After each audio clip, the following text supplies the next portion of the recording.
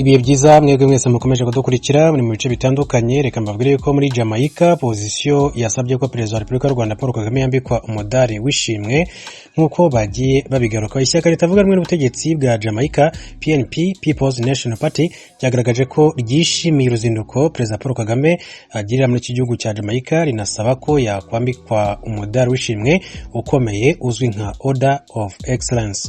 Perezida Paul Kagame w'u Rwanda aragirira uruzinduko rw'iminsi igera kuri 3 muri Jamaica guhera kuri 13 Mata 2022, aho aganira na guverineri mukuru w'iki gihugu niwe uyoboye igihugu witwa Sir Patrick Allen, Minisitiri w'Intebe Andrew Holness ndetse n'abandi bayobozi bakuru.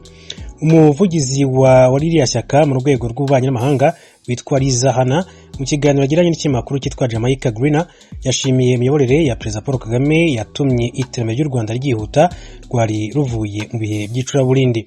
Hana yagize ati politike yatumye ubukungu n'imibereho myiza abaturage bitera imbere mu buryo bwihuse. Ati ikindi intambwe ze zagize uruhare rukomeye cyane mu kugaragaza neza isura ya Afurika mu ruhando mpuzamahanga. Hari byinshi twamwigiraho.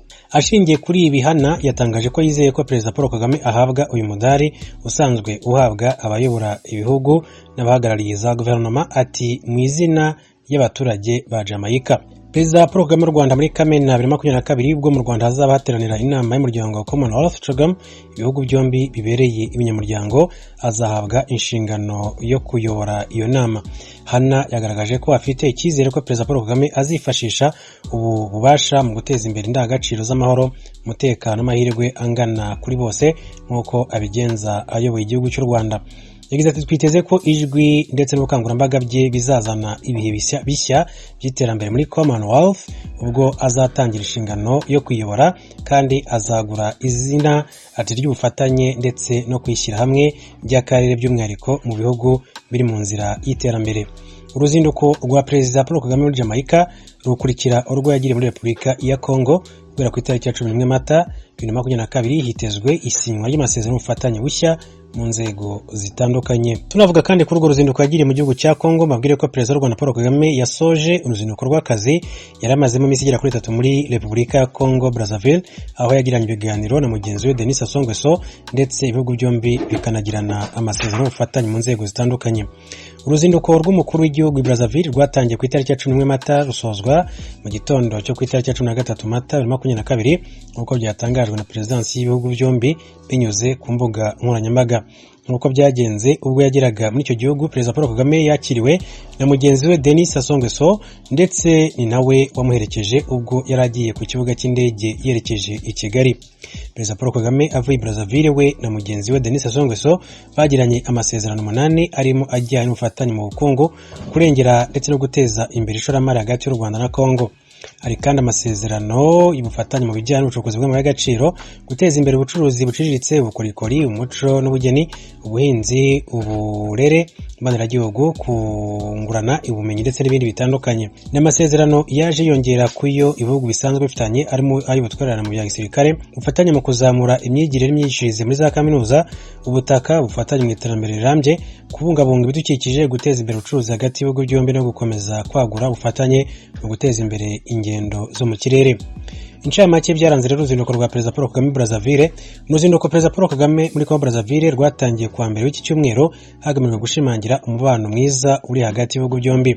Ku munsi wa mbere w'uruzinduko, Perezida Kagame yakiriwe ku kibuga cy'indege na Perezida wa Repubulika ya Congo Brazzaville Denis Sassou Nguesso, ndetse kuri uwo munsi ageze ijambo ku bagize inteko ishinga amategeko imitwe yombi.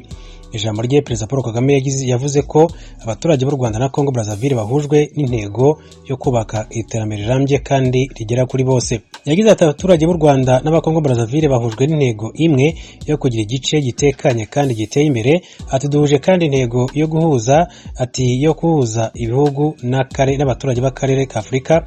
Ati tugakorera hamwe mu kubaka umugabane ukomeye kandi uteye imbere. Ku munsi wa mbere w'uruzinduko rwe kandi nibwo Perezida Kagame yakiriwe na mugenzi we umusangiro, aho yashimiye Denis Sassou Nguesso wamutumiye ngo agenderere igihugu n'abaturage ba Congo Brazzaville muri rusange. Mu ijambo yavuze, Perezida Kagame yashimangiye ko mu myaka myinshi ishize hubatswe umusingi ukomeye umubano w'ibihugu byombi. Yanavuze ko ibihugu byombi kandi ubushobozi bwabibashisha guca ukuri n'imbogamizi bishobora kuba byahura nazo kugira ngo byiyemeze iterambere ryihuse. Ku munsi wa kabiri w'uruzinduko rwe, Perezida Kagame na Denis Sassou Nguesso bagiranye ibiganiro byihariye byabereye mu muhezo, nyuma biza kwitabirwa n'itsinda ry'impande zombi, ari nabyo byabereyemo isinywa ry'amasezerano y'ubufatanye. Kuri uwo munsi kandi nibwo Perezida Kagame yakiriwe mu mujyi wa Oyo mu bikorwa bitandukanye yakoreye muri uwo mujyi, biharimo gusura ingoro ndangamurage ya Kiebe. Kuri uwo munsi kandi abakuru b'ibihugu byombi kandi basuye uruganda rw'amata ndetse n'ifamu y'inka. Afurika izi ibibazo ifite kandi ifite n'ibisubizo.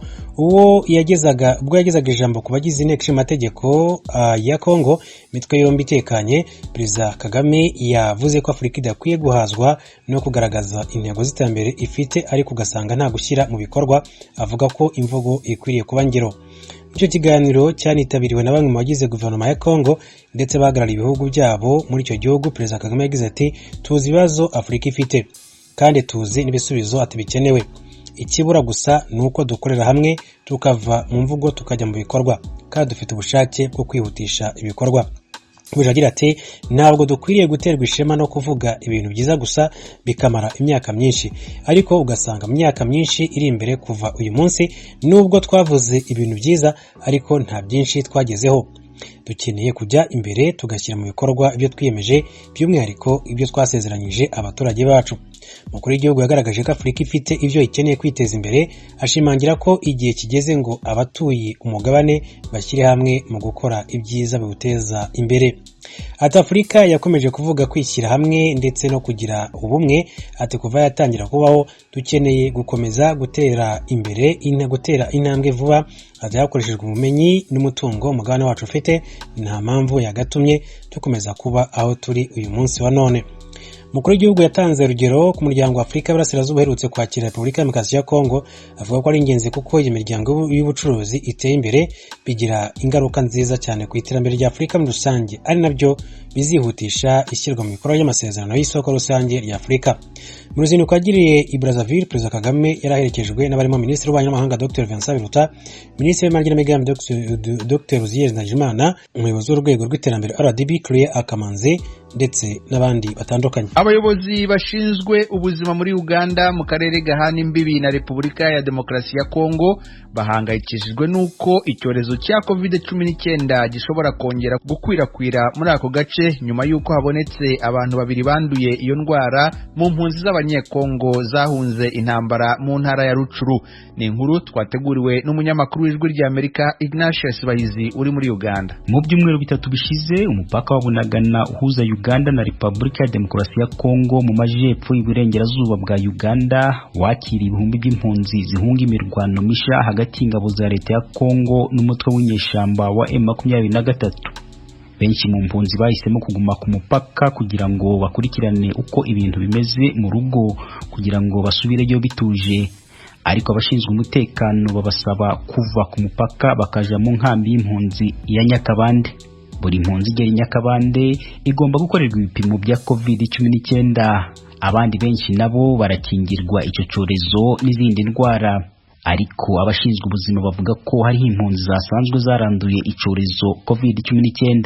Uku niko uwungirije ushinzwe iby'ubuzima mu karere ka Gisoro Nick Muneza yabitangarije ijwi ry'Amerika. Hari abagore babiri b'abakongo bagize ibimenyetso bisa nk'ibya corona, basuzumye tubasangamo covid. So ariko bari stable, bameze neza, kubavurira Nyakabande mu transit camp nimwe bari. Kuko tuzi ngo uburwayi bwa covid burandura cyane bugakwirakwira mu bantu vuba. Kuba bari muri iyo mbaga y'abantu impunzi yahunze, ntabwo mufite gukeka ko haba hari n'abandi baba banduye? Hari ibyo dukora byo twita ngo ni contact tracing, nyine abegeranye nabo ngabo nibo twapimye, ariko ibipimo byabo byerekana ko bo batarafatwa. Cyo nakubwira cyo gikomeye, aba bantu iyo bari kuza hari igihe baza banyura no mu mago y'abavandimwe babo. So ubwo bivuga ko tutaramenya niba wenda hari abandi baba baranduye iyo banyuze. Bo bababwiye ko hari aho baba baranyuze? Ntabwo babyemera. Ibyo nuko twe natwe turabikeka, ariko ntabwo bemera ko banyura mu mago y'abandi iyo bari kuzanya akabandi. So ubwo batugarurije umurimo munini kuko twebwe nka Gisoro twari tumaze amezi 2 tutabonye umuntu ufite corona. Nk'uko uyu mukozi w'iby'ubuzima abitangaza, itsinda ry'abakozi byo mu buzima ryashizeho ingamba zimwe na zimwe zo gukumira ikwirakwizwa ry'iki cyorezo, harimo no gushakisha amakuru ku bantu bashobora kuba barabonanye n'izo mpunzi zanduye kugira ngo nabo bakorerwe ibipimo. Cyane rwose twashizeho gahunda zo gupima buri umwe wese ufite ikimenyetso, kandi turongera dushiraho n'inama kugira ngo twigishe abantu bamenye ko n'ubundi twatewe. Twashizemo kwigisha kugira ngo abantu bikenkere iyo ndwara kandi bayipimishe